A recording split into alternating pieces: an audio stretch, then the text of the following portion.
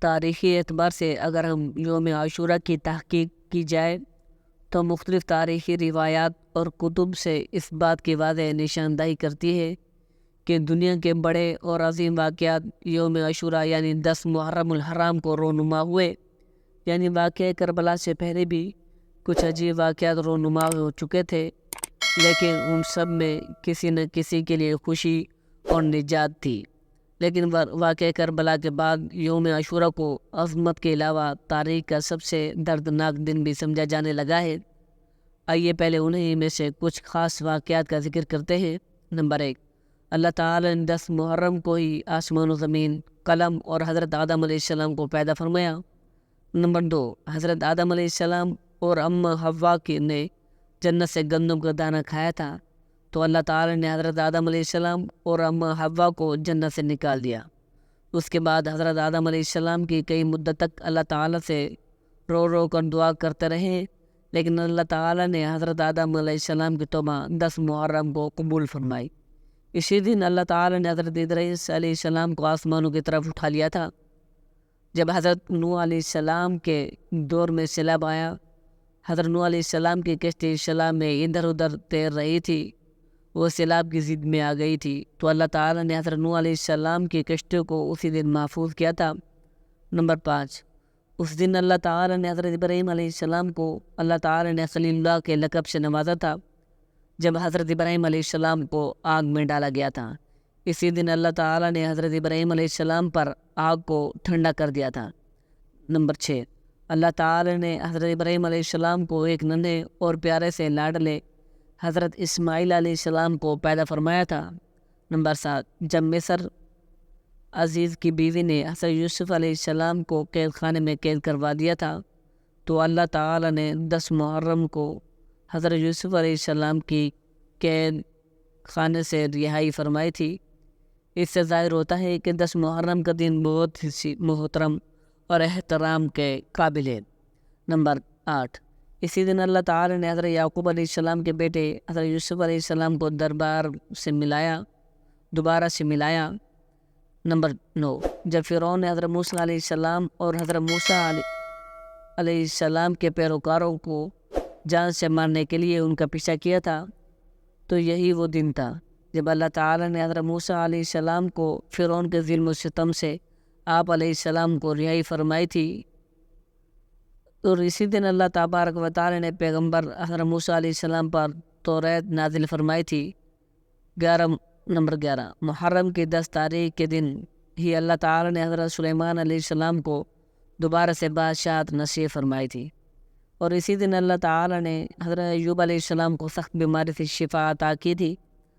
یہی وہی دن ہے جس دن اللہ حضرت یوسف علیہ السلام کو 40 دن مچھلی کے پیٹ میں رکھنے سے باہر نکالا، یونس علیہ السلام کو، اور اس روز اللہ تعالی نے حضرت یونس علیہ السلام کی قوم کی توبہ قبول کرتے ہوئے اس قوم سے عذاب کو دور فرمایا تھا۔ اور اسی دن اللہ تعالیٰ کے نبی حضرت موسیٰ علیہ السلام کی ولادت ہوئی تھی۔ یہ وہ ہی دن ہے جب یہودیوں نے حضرت موسیٰ علیہ السلام کو ہر طرح سے تنگ کر دیا تھا، تو اللہ تعالیٰ نے حضرت موسیٰ علیہ السلام کو یہودیوں کے شر سے محفوظ دلا کر آسمان کی طرف زندہ اٹھا لیا تھا۔ اس مبارک دن میں دنیا میں پہلی دفعہ باران رحمت نازل ہوئی تھی۔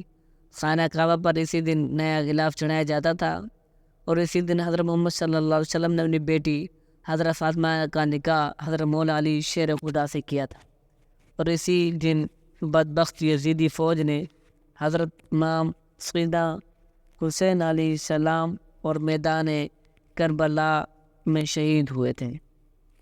حضرت محرم کی 10 تاریخ کو ہی قیامت قائم ہوگی۔ معارف الحدیث، کربلا میں ایک پیغام ہے، یہ صرف اس دن کے لیے رونے کا نام نہیں، بے شک حسین کے لیے رونا بھی سنت ہے۔ حضرت ام سلمہ سے حضور اکرم صلی اللہ علیہ وسلم نے فرمایا، ام سلمہ، آج ایک فرشتہ ملنے آ رہا ہے، بہت خاص، کسی کو اندر نہیں آنے دینا۔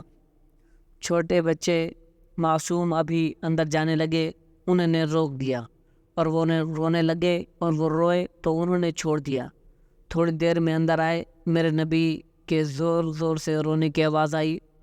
سلمہ وہاں رہ نہ سکی، بھاگ کے اندر آئی تو آپ نے دیکھا کہ رسول اللہ صلی اللہ علیہ وسلم نے حضرت حسین کو سینے سے چمٹایا ہوا تھا اور سسک سسک کے رو رہے تھے۔ آپ کے آنسو آپ کے رخسار اور داڑھی کو تر کر رہے تھے۔ آپ صلی اللہ علیہ وسلم نے خاص اپنی بہاؤں میں دبایا ہوا تھا۔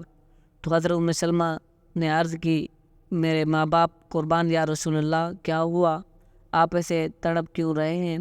آپ نے روتی آواز میں کہا، بہتے آنسوؤں کے ساتھ، کپ کپاتے بدن کے ساتھ، کہ سلمہ یہ فرشتہ جو مجھے ملنے آیا تھا، یہ میرے بچے کو دیکھ کر کہہ رہا ہے آپ کی امت اس بچے کو قتل کر دے گی اور جہاں اس کا خون گرے گا اس کی وہ مٹی مجھے دکھائی ہے۔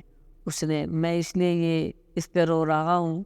اللہ اکبر، ابھی تو شہادت ہوئی بھی نہ تھی تو ہمارے پیارے آقا سرور کائنات نے اتنے آنسو بہا دیے۔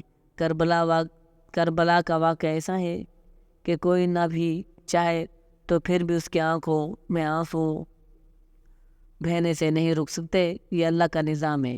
اس نے کربلا کے واقعے کو یوں کر دیا جیسے ہر سال آج ہی ہوا ہے، آج ہی حسین شہید ہو رہے ہوں۔ حضور اکرم صلی اللہ علیہ وسلم نے فرمایا، جو شخص عاشورہ کے دن اپنے اہل و عیال پر کھانے پینے کے سلسلے میں فراغی اور وسعت کرے گا تو اللہ تعالیٰ پورا سال اس بندے کے رزق میں اضافہ کرتا رہے گا۔ اب ہم ان غلط باتوں اور کاموں کی بات کرتے ہیں جو محرم الحرام کے حوالے سے عوام کے اندر مشہور ہیں۔ اکثر لوگوں کا یہ کہنا ہے محرم کے مہینے میں گوشت نہیں کھانا چاہیے کیونکہ اس سے گھر میں بے برکتی آتی ہے اور گھر میں نقصانات ہوتے ہیں، اور بعض لوگوں کا یہ خیال ہے قربانی کا گوشت جو ہم فریج میں رکھتے ہیں وہ محرم الحرام کا مہینہ ختم ہونے سے پہلے ختم ہو جانا چاہیے۔ اگر قربانی کا گوشت محرم کے مہینے میں رہ جائے تو اس کے بے شمار نقصانات ہوتے ہیں۔ پیارے دوستو، لوگوں کے یہ نظریات غلط ہیں۔ اسلام کے شروع میں جب قربانیاں کی جاتی تھی تو اس وقت یہ حکم تھا 3 دن کے اندر گوشت کو ختم کر دینا چاہیے، لیکن بعد کے اندر اس کو حکم کو منسوخ کر دیا گیا۔ حاصلہ یہ ہے کہ گوشت فریج میں رکھا رہا، گھر میں پڑا رہا محرم میں، یا تو اس سے پہلے کوئی نقصان نہیں، نہ ہی محرم میں گھر میں گوشت لانے سے کوئی بے حرمتی ہے۔ اس طرح بعض لوگ یہ کہتے ہیں محرم الحرام کے مہینے میں اگر ہم بستری نہیں کرنی چاہیے، اگر محرم کے مقدس مہینے میں ہم بستری کی جائے تو نکاح ٹوٹ جاتا ہے۔ یہ بات بھی غلط ہے۔ بعض لوگوں کا کہنا ہے کہ نکاح نہیں ٹوٹتا، لیکن محرم ایسا کرنا ناجائز عمل ہے، یہ بھی غلط ہے۔ بعض لوگ محرم کے مہینے میں قبروں کی لپائی کرنا ضروری سمجھتے ہیں۔ اصل مسئلہ یہ ہے کہ آپ کسی رشتہ دار کی قبر خستہ حال ہے تو اس پر مٹی وغیرہ ڈالو، اس کی قبر کو ٹھیک کر دو۔ اس میں محرم کا مہینہ ہونا لازمی نہیں ہے۔ محرم کے مہینے میں عورت اپنے آپ کو تیار کر کے بن سنور کر قبروں میں جاتی ہے، یہ بات بالکل غلط ہے۔ حضور اکرم صلی اللہ علیہ وسلم نے فرمایا، اے عورت پر اللہ تعالیٰ لعنت بھیجتا ہے جو بے پردہ ہو کر اپنے گھر سے باہر جاتی ہے یا پھر قبرستان میں جاتی ہے۔ ہاں، جو عورت بہت بوڑھی ہو گئی ہو اس میں شریعت میں گنجائش ہے۔ جو عورت بوڑھی ہو جاتی ہے اس کے لیے پردہ کرنے میں بھی اسلام کی گنجائش ہے، لیکن سرعام وہ بھی با پردہ ہو کر نہیں سکتی۔ عورت کو چاہیے کہ گھر بیٹھ کر اپنے مرنے والوں عزیز و اقارب کے لیے ایثار ثواب کرتی ہے۔ مرد حضرات قبرستان جا کر ایثار ثواب کر سکتے ہیں، بلکہ مردوں کو ہر جمعے کے دن قبرستان جانا چاہیے، مردوں کو ہر جمعے کے دن قبرستان جانا چاہیے۔ اس کے علاوہ بھی بے شمار غلط رسومات ہیں جن سے ہم کو بچنا چاہیے۔ اللہ تعالیٰ سے دعا ہے کہ اللہ تعالیٰ ہم کو نیک کام کرنے اور غلط رسومات سے دور رکھنے کی توفیق عطا فرمائے، آمین، جزاک اللہ۔